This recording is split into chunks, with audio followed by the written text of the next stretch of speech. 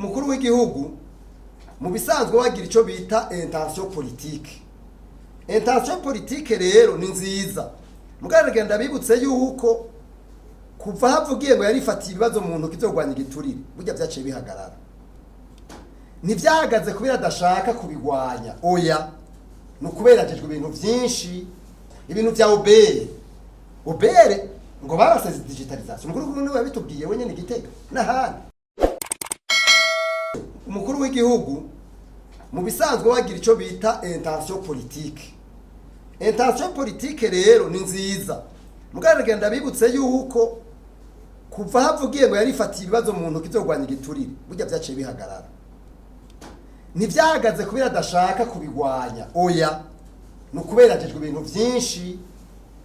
Umukuru w'igihugu urabona nk'ubu ndabakarorero hari amakonseye nk'atanu y'igihugu. Hariho conseil de sécurité, hariho conseil économique, hariho amakonseye menshi. Murazi yuko ari wayatwara kandi adatwara atwarwa mu biro vyiwe.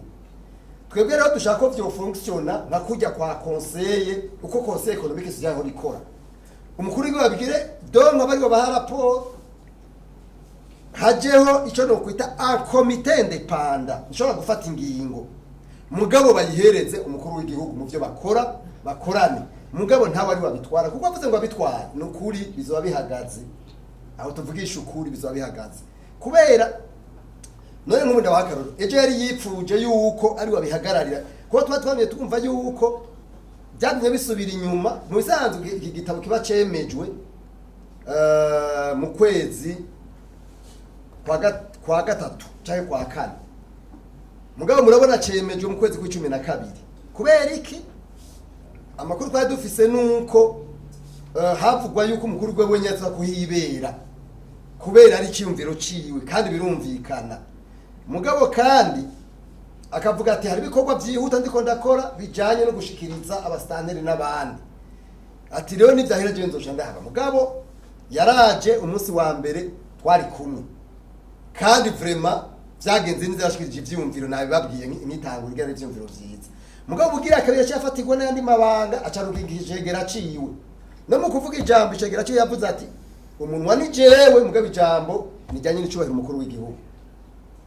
Urumva ko bitakunze rero twa tuvuga tuti kugira bigende neza birumvikana n'ubundi abise kugira iryo shaka kugira ico ciyumviro yuko ari utwara mugabo turavye amabanga umukuru w'agajejwe vyogora ni nkuko umuntu yabahujanye mu kabati umuguru awushizeho akawushingaho kubera ajojwe ibintu byinshi mugabo ni vyiza yuko hajaho umuntu independent afise nk'ubushobozi hanyuma uyo mugwi ugatwakwa urimo bose ahubwo ukazuragiranira inama n'umukuru w'igihugu nico nosaba rimwe mu mezi 6 bagira evaluation kugira ngo bagabatumira na mwebwe ku buryo abo bantu baba bari muri wowe kwerekana ibintu bakoze n'ahandi ho bitagenze gutyo je mbona ko vyogora mwavuze ikintu cha digitalization iki kintu n'umukuru w'igihugu yarakigarutseko yarakivuze arasubira arakivuga n'ubu twaba turiko turabivuga ibi bintu bya digitalization bitabukunze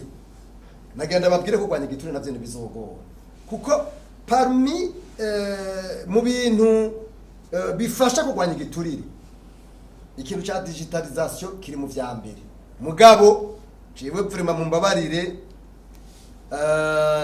ndakunda kuvuga ibintu ko ndavyumvira kandi mbona ko bishobora gufasha nawe bishobora kubabaza abantu. Digitalization hariho abantu batayishaka nk'ubu uye ndabakarorero baridogerwa abantu muri titre foncier yuko base digitalization hariho n'andi ma service menshi yase digitalization muri ministère ya fonction publique hariho logiciel bazanye umuntu ayikonorora yibera muri Tunisia ayikonorora ari muri Tunisia mwebwe mu ivyo bintu urumva igiturire n'akaranda n'ubugisera barakoresha amayeri yose muri bariko baragira reforme ya obere baragwanye wa muzungu reje kugira reforme baramuha ama pick up y'abapolisi ate barahunga ariruka ibintu bya reforme ni ibintu abantu bagwanya kubera biza gukura amata mu kanwa abantu mugaro nagiraje saba leta ibintu bya monopole ya digitalization jembo n'ibintu bya digitalization bimeze nk'ibya byifumbire kuko bafata umuntu umwe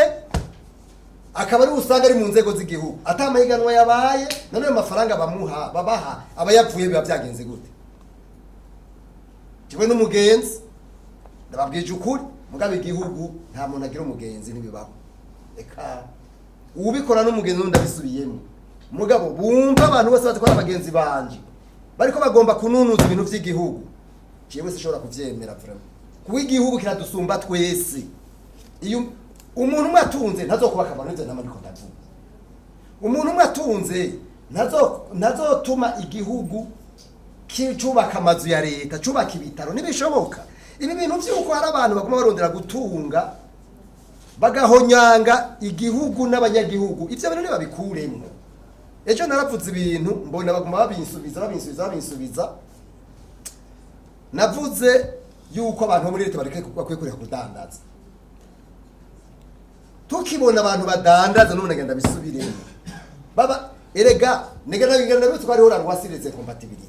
Hariho n'itegeko ryo mu 89 rigikora itegeko ryo mu 89 rigikora itegeko ryashizeho Cour des comptes imwe abantu bose bidogera yabayeho mugabo baca barayifuta kubera bava ngo yamaza abantu yarabafunga kubera ivyo kwiba amafaranga mugabo iryo tegeko ntibarifuse bakuyemo. Urabona ni nka kujya kwa loi regisa afite finalement urabona ibintu byabaye mu 90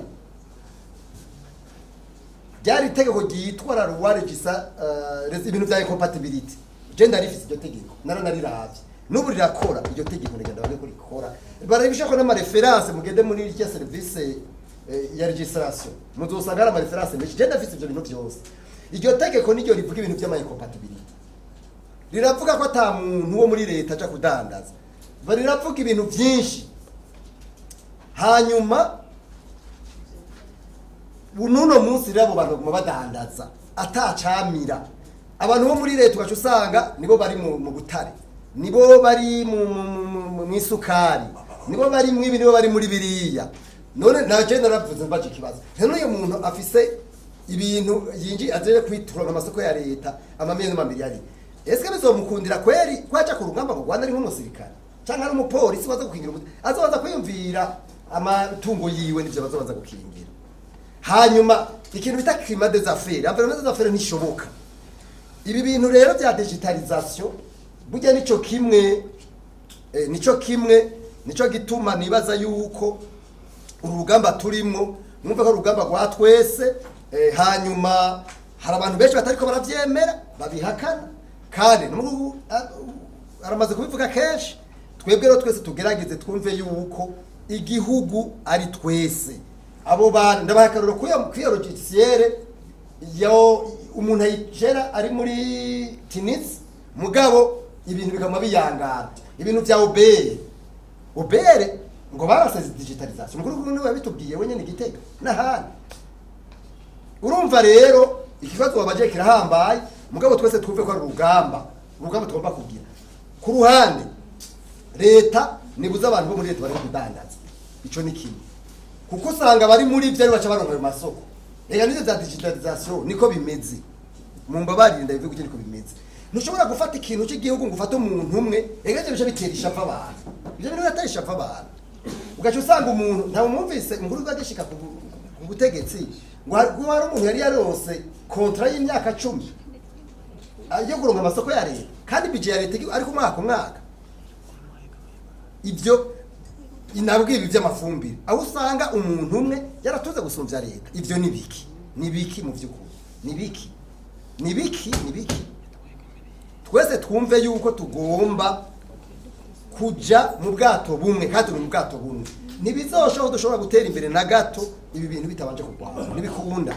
Rero nagenda bashimire ndabakengurukire kugira ngo ibindi bikorwa bice bibandanye mugabo mugere muvize icizero abantu mubaye icizero mugabo mwumve ko ari urugamba rwa twese kandi mwumve yuko n'ubundi abisubiyemwo umuntu umwe niyatunga igihugu kigakena nta nakwe tuzoronka nabisubiyemwo nazo bakomeye gute ntazoshobora kubaka amabarabara ntazoshobora kubaka amashure ntazoshobora kubaka ibitaro ntibizoshoboka.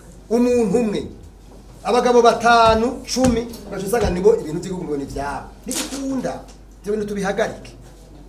Nta abantu barondera ineza y'aba kandi abone bavyumve kuko tutabigize gutyo oyi je ndabona bizogora mugabo twese twumve ko tugomba kubasansibirize twumve ko ari urugamba ruturaba si urugamba rw'umukuru w'igihugu wenyine si urugamba rwa guyicanguriya oya ni urugamba rwa twese nivyo inzego z'igihugu zituje imbere mugabo urugamba rwa twese.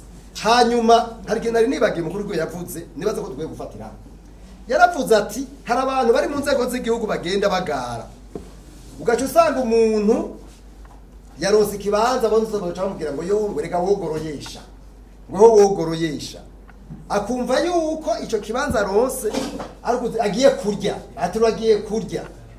Iyo ni mico mibi agiye kuba umusuku w'abandi. Nico gituma twasavye yuko muri rya piriye ya mbere nababwiye y'amavarere twashizemo ikintu bita les leaders serviteurs, abantu bagiye kuba basuku b'abandi. Ugiye gutwara n'ubugiye kurya ntuba wogoroye ubugiye kuba umusuku w'abandi.